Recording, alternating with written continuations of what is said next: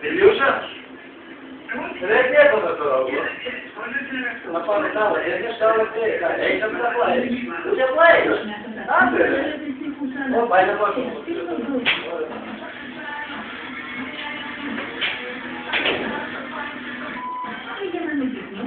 Γιώργο.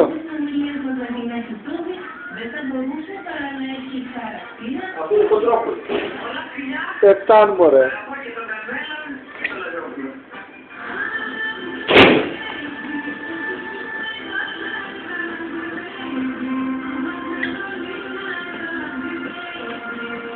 Ασπασία, είναι μικρούλης μωρέ, δεν φτάνει.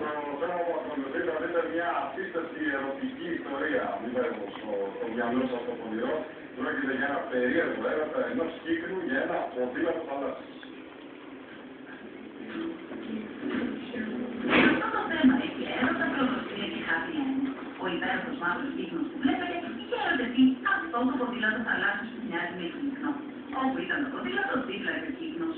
Από την άνοιξη η πέτρα ακολουθούσε το ποδήλατο θαλάσσης. Δεν ξεπόλεγε όσο και αν προσπαθούσαν οι ειδικοί που την πρότειναν να την πείσουν ότι δεν είναι το ιδανικό τέλει για αυτή.